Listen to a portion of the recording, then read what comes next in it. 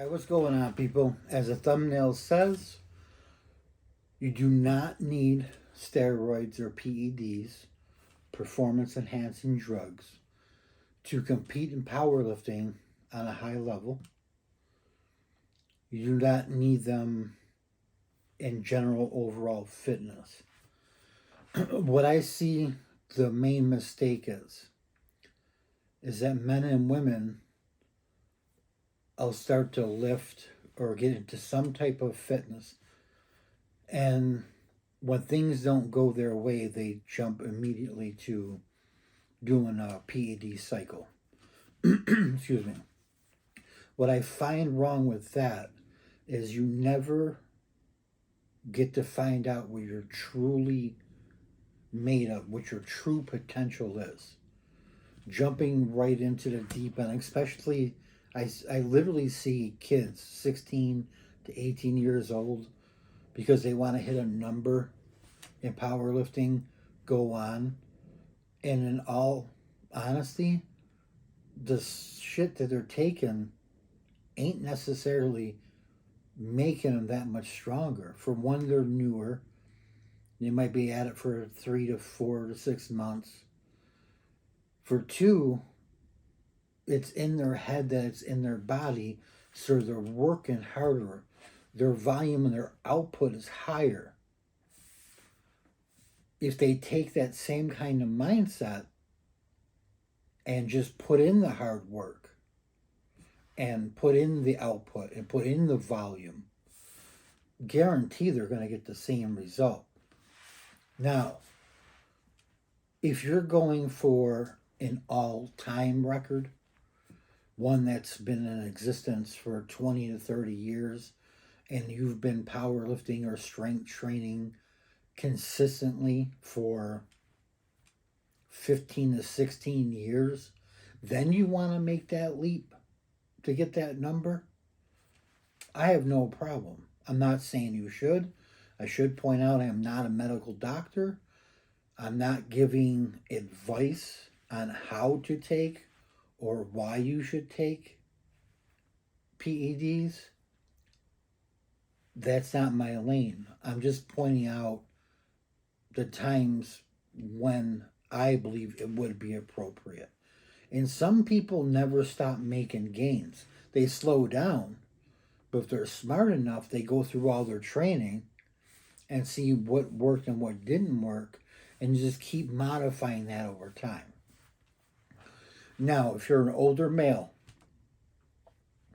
45 to 50, and you're still competitive in powerlifting, and you get your blood work done, and it does show that your testosterone is low, and your doctor prescribes you your testosterone, and your doctor does your blood work, TRT is not going to make you super inhuman and give you all kinds of strength. What it will do is, if you had a 400-pound, say, shirted bench and a 350-pound raw bench, and your test levels start dropping over time, and they're significant enough for you to notice, when you go on that TRT, which in the United States is typically prescribed, once again, I'm not a doctor, just going off of what I read, what doctors have told me, and what people I know that are on TRT get. The United States is typically between 175 milligrams of test to upwards to 250 milligrams a test, either every week or every 2 weeks. All that does for somebody is roll the clock back. So like I said, if you had a 400 plus shirted bench and you had a 350-pound raw bench, or squat or deadlift, you will use the same numbers, and them are falling off drastically, and you're doing everything correctly, you're eating correctly, you're getting enough sleep, your central nervous system by that age is used to it, so there's nothing stopping you from getting stronger. Why am I getting weaker? Then a doctor says, I'm going to put you on this therapy, we're going to check your bloods, make sure everything's good. it just reverses the clock. So you're back to a 400 plus pound squat, bench, or deadlift, 350 plus pound squat, bench, or deadlift. The trend that I see more than anything recently is people are in way too much of a hurry. I got into powerlifting right around, like, seriously, took it seriously, and put everything I had into it almost 20 years ago.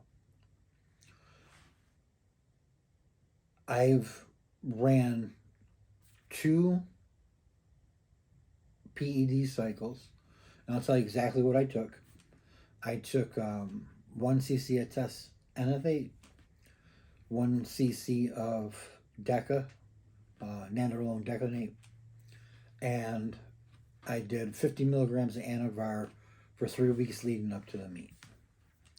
That was my first cycle. I had 16 and a half years in, and I was going after a number that was in the top 3 all time. And what I found, and this is going to sound weird, but I think anybody that does their first cycle, you have these real high expectations. I don't feel it helped me. I actually feel it hurt me, because I was under the impression I'm going to be superhuman strong. I waited like I was supposed to. I did everything correctly, in my opinion. We'll get into that. And what ended up happening was I hit a 5.5 pound PR in the bench. And I know the reason why, and I'll explain the reason why. And by head, I was telling myself, and I can honestly look back because I log all my training for almost 20 years. I can go back to 2003 and tell you what I did for squat, bench, and deadlift. I'm just like that. I stopped putting as much effort into my training and relied on, oh my God, I finally took the plunge. Now I'm going to crush it.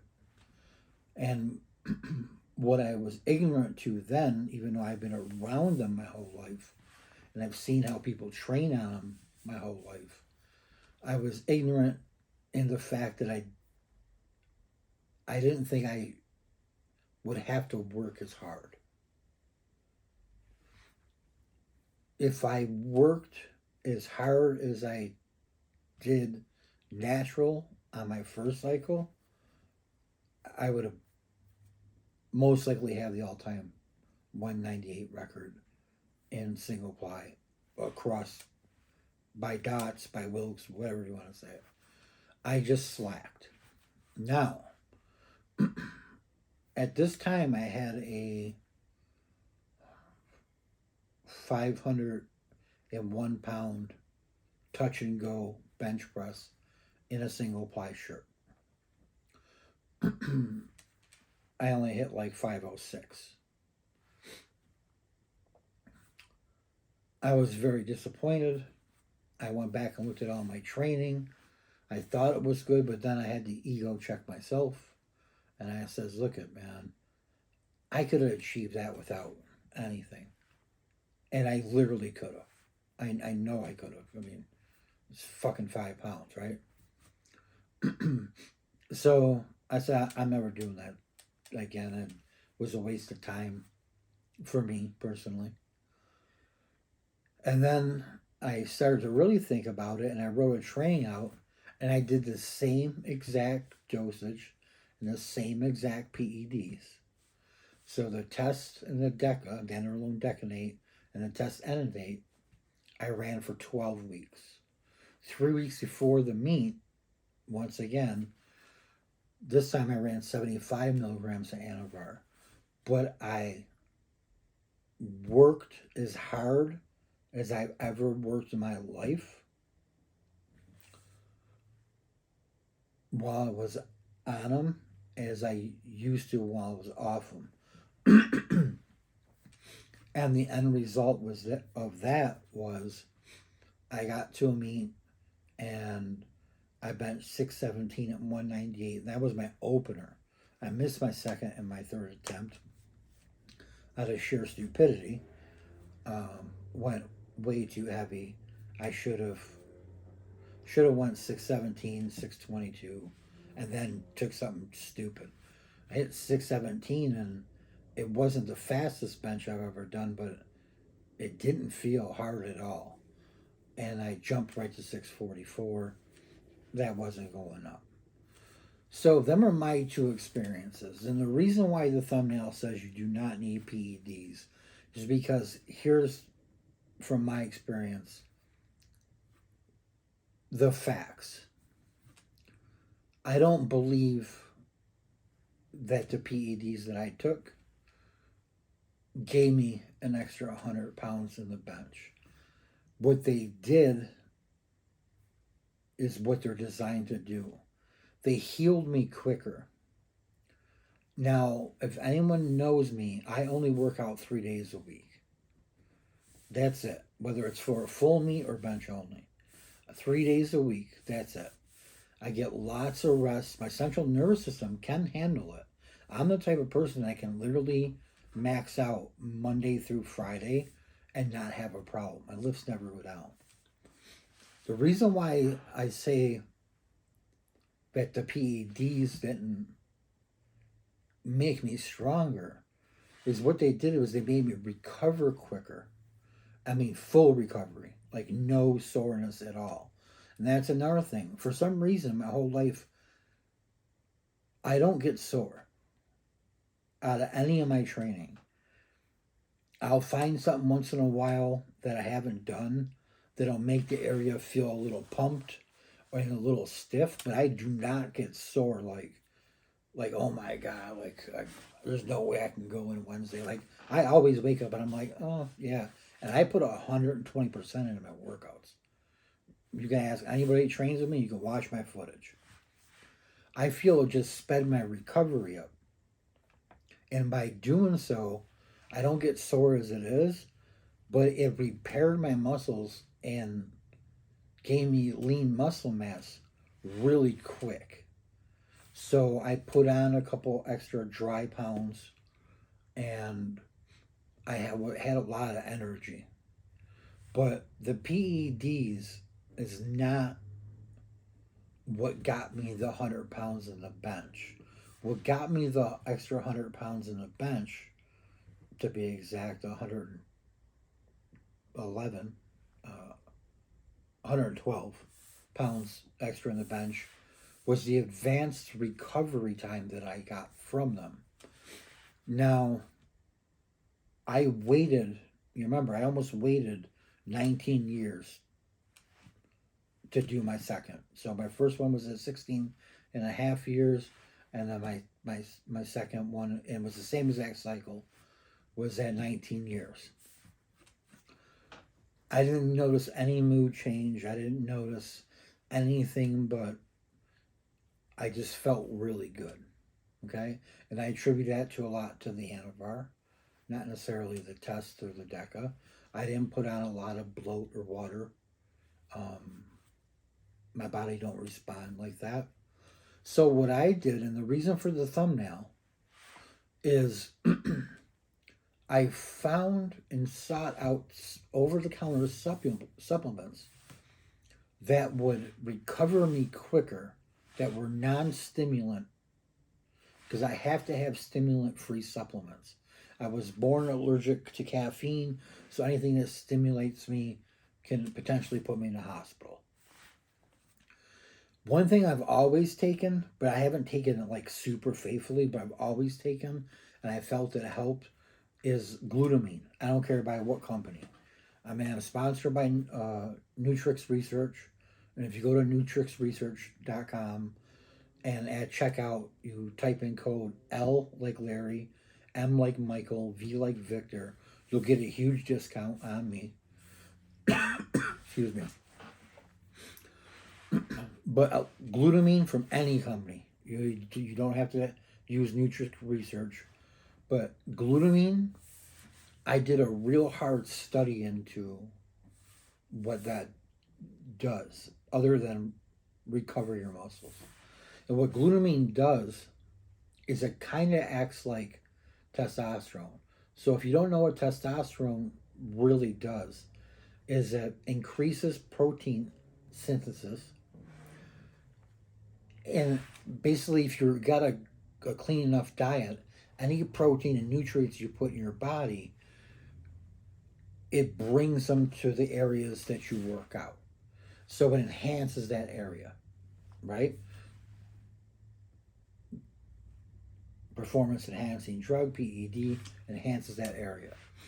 What I found that glutamine does is it repairs your gut first. That's what it was designed to do, was to repair your gut lining. So any nutrients you put into your body, it delivers them to your muscles, just like testosterone would. It gives you all the benefits of what you eat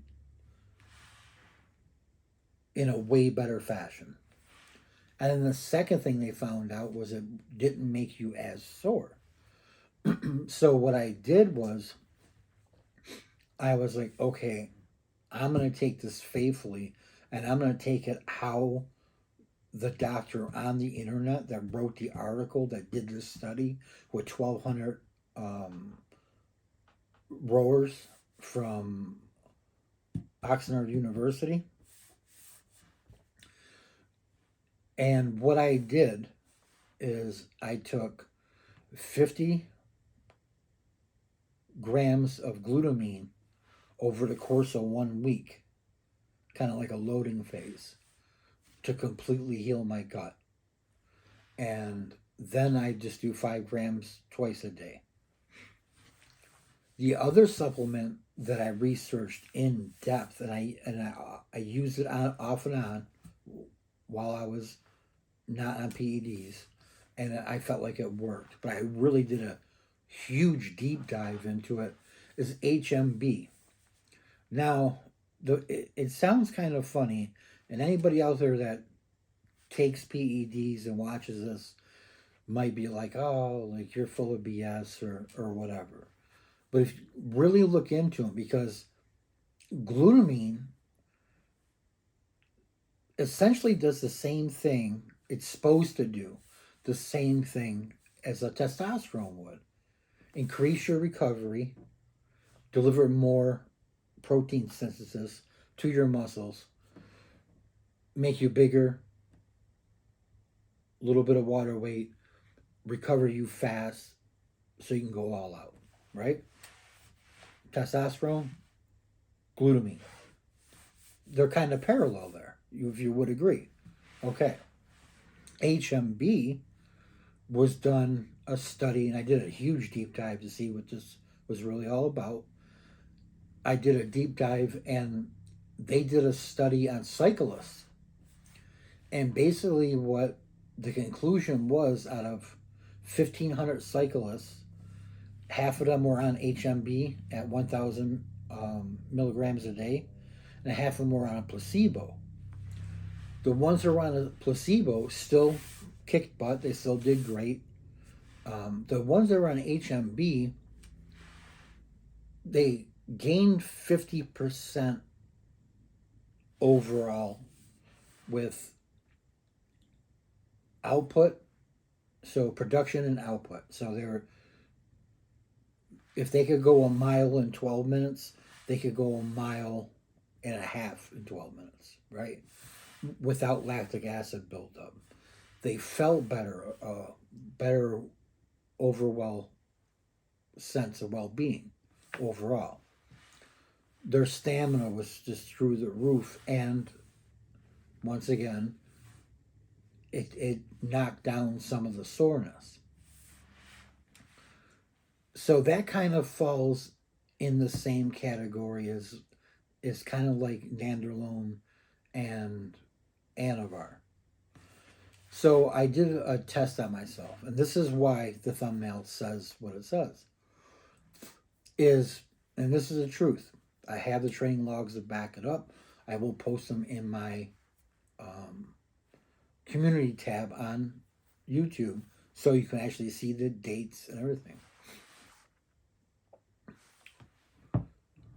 My best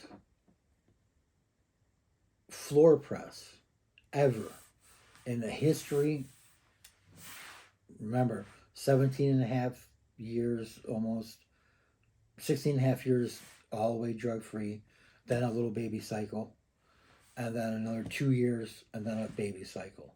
I have everything from the time I started taking it seriously till when them 2 little baby cycles came into play.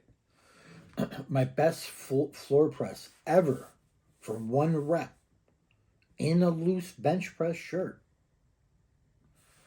is 365. So remember that 365-pound floor press on PEDs. And that's when I was on. My best single off my chest in a loose bench device while I was on and 145 pounds in chains was 295 pounds for a single. So 365 floor press in a loose bench shirt. And my chain bench, 145 pounds in chains, 295 pounds in straight weight, full range of motion, with a bench device that I could do reps in with a bar. I like to train raw as much as I can. When my shoulder starts to act up, I use a bench device that I literally could touch the pink girl bar. It's like 15-pound bar, right? 7.5 kilos or whatever. I can do reps with it without straining. It's easy. But what it does, it takes the stress off my shoulder. So my best pin press to date, even when I was on both times, was not floor pin press, regular pin press, was 315 pounds in a mini band for a single. Now, I went back to the way I used to train. I took a year off because I was just burnt out and I needed some rest. I came back, 135 pounds felt heavy in my hands, and I programmed myself. But what I did was I front loaded the glutamine, and I just took 1,000 milligrams of HMB a day, and then I just been sticking to it. Now, if you watch my recent videos, I have a 345-pound off the chest straight weight bench press with 145 pounds in chains under the same condition when I was on. So I'm arguably 65% stronger than when I was on. My floor press, I can do 321 probably for a good solid 8. I haven't maxed out. I've done 277 for 5. I've done 285 for 6 or 7 reps by myself in the gym with a fat bar. So I know I can smash my record. But I took a loose bench device and did a floor press. And I did 405 pounds against the mini band. And it wasn't the easiest thing in the world, but it went up and locked out. And I don't even know if the bench device helps me off the floor. It just feels better on my shoulder. So when I say you can achieve goals without PEDs, I'm talking from experience. And the one big thing lifters nowadays really need to be concerned with is whatever you do, you do. It doesn't bother me. I don't care. I've competed in drug-tested divisions against training partners that I knew were on. I still beat them. I don't care about numbers, what other people are doing. I only care about my number. And one thing that'll stop this huge spike in teenage PED use would be if everybody just realized nobody in the world, nobody cares about what you are personally benching, squatting, or deadlifting. They literally don't give a blank. People get wrapped up in social media with clicks and views. And if this person's doing this, then I should do, and it's called keeping up with the Joneses, right? They always say, there's always someone on the block that is always trying to keep up with their neighbor and they go broke in the process. Lift for you. Don't give a blank what anybody else is doing. If you have haters, do not block them on your social media. I'll repeat that. If you have haters that are just in your comments blasting you, 1,000,000% blasting you, leave them in your comments. The reason they're blasting you is because you're lifting more than them. Their clients are asking you for advice. Or the best overall kicker is they're on a ton of gear, and they're only beating you by 2.5 pounds. Your job is to get as many haters as possible. That means you're doing your job correctly, and they're doing their job incorrectly. Let your haters watch. What I do is I set up automatic responses on my pages, my YouTube, my Instagram, my Facebook. I don't care, people. It's all you suck. You'll never be anything. This and that. I don't know why people listen to you.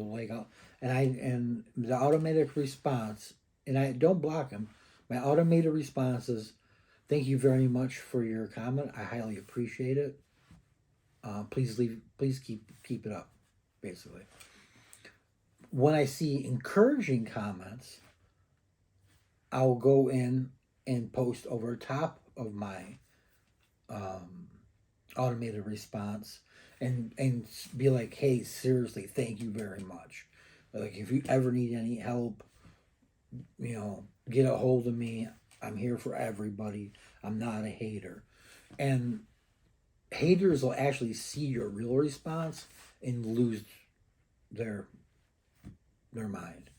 So the conclusion is you don't really need PEDs for anything. You can find things that are over the counter that are going to get you to the next level. But the one thing that you cannot forget to do is put in that time and put in that work. No matter if you're on PEDs or not, you still have to work hard. Really, really, really hard. If you just work harder than anybody else and you can take creatine. When I was younger, I loved creatine. Didn't know this, but as I got older, my kidney function started to go down. And it's genetic for me. It's not anything that I took. It's not because of creatine. It's not because of HMB or glutamine or glucosamine for your joints or any over-the-counter supplement for cell volume. It's just a genetic disposition I have.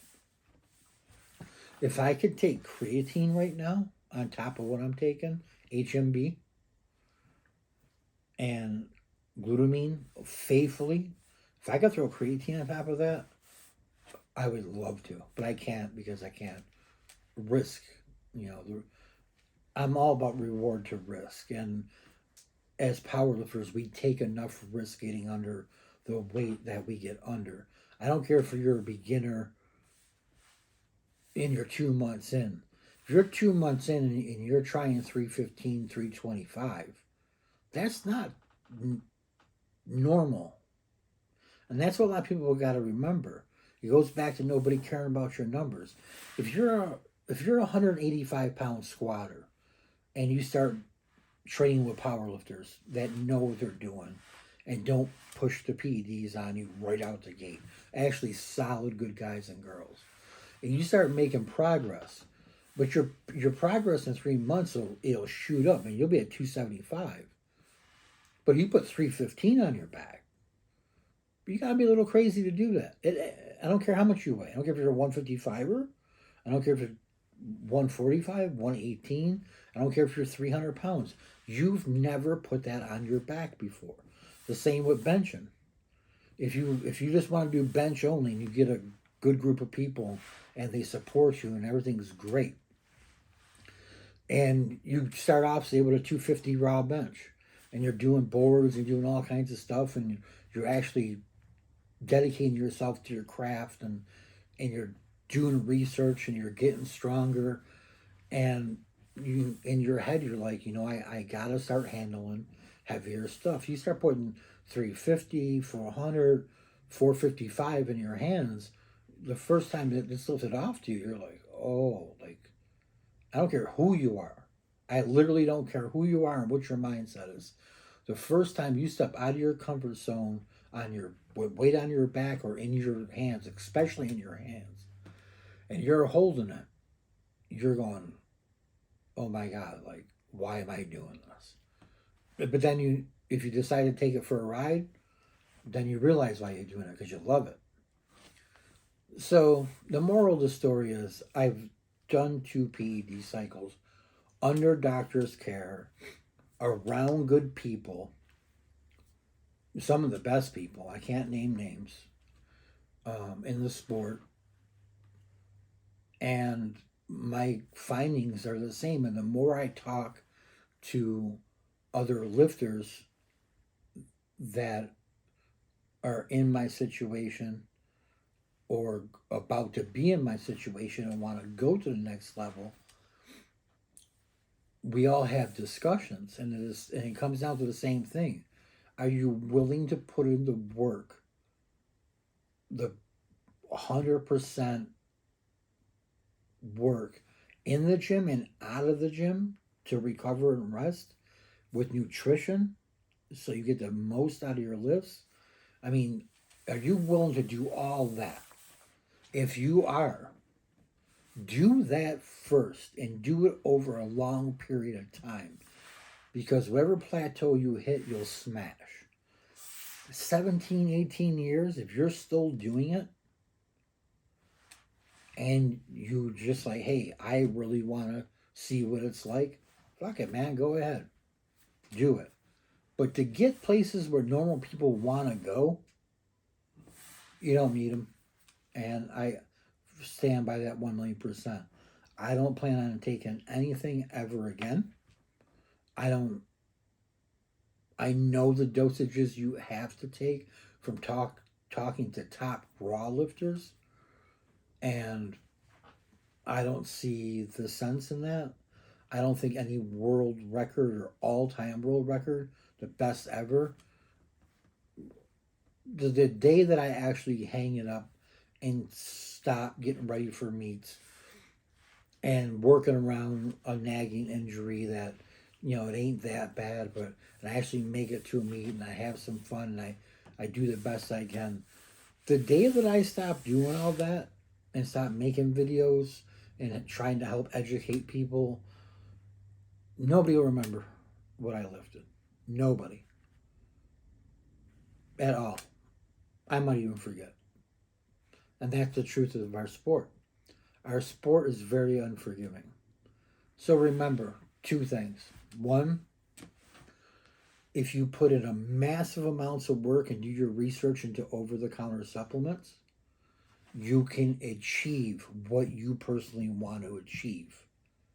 and go as long as you can. And 2, you really do not need PEDs at all. And the main part of 2 is no one in the world cares at all what your numbers are. And if they do, they're a hater, and let them watch. Please like, subscribe, and share. I hope you enjoyed this video. I feel like this is a video that needed to be made. And I'm being 100% sincere about this. I write programs for people, and this subject comes out a lot, so I figure I'd speak on it. So remember my motto here at this channel, and it's my motto in life, is stronger every week, whether it's mentally, emotionally, and especially physically. If you can get towards your goal in life, it don't even have to be a gym goal. Just as if you're a little bit stronger and you're going in the right direction, you might stall, but you're going in the right direction, man. Keep it up. And I thank all my subscribers. So SEW, stronger every week. Please like, subscribe, and share. And I will put links in the description of this video that I feel are the best HMB supplement, the best glutamine supplement, and the best. I do take BCAAs. I used to take EAAs, but there's something in them that wires me up and my heart flutters, so I don't know what it is. I don't like it. So I went back to standard BCAAs. And out of them 3 links, only one of them is by the company that I'm sponsored by. I'm just an honest dude. So remember, if you want to order everything from the company I'm sponsored by, if you use my code, you get a crazy deal, like a sick deal. It can be used on one product or every product. It individually takes money off every product. So that'd be nutrixresearch.com, and I'll link that in the description. And the other company is NutriCoast or NutriCost, however you say it. I'll link that, and I'll link the specific products that I use. So it takes you right there. And if you want to shop around, you can. But with Nutrix Research, code LMV, Larry Michael Victor, you'll get a crazy discount. Once again, thank you very much. SEW, stronger every week. Peace out. I'm David Fiore. See you in the next